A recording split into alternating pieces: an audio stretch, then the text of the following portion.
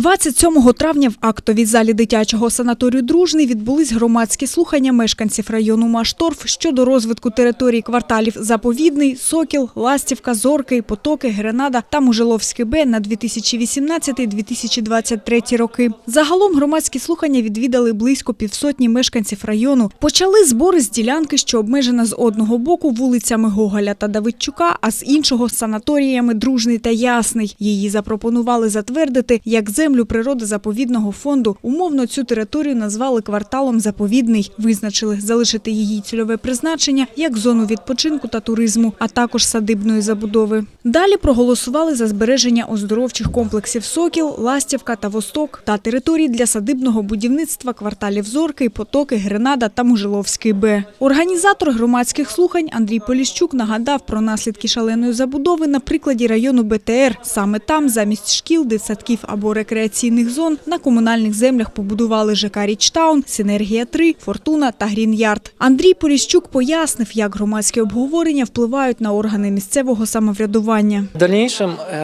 эти решения должны быть вынесены на слушание або на сесію Ірпінської міської ради, або у відповідне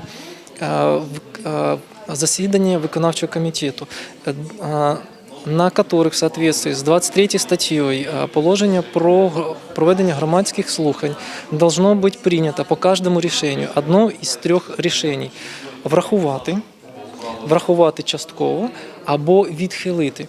Причому кожне рішення має бути обосновано. У підсумку на засіданні громади ухвалили 8 рішень, які будуть передані до Ірпінської міської ради та виконавчого комітету для розгляду та прийняття рішення по суті. Ірина Розова, Олексій Гурін, Служба новин, інформаційна агенція «Погляд».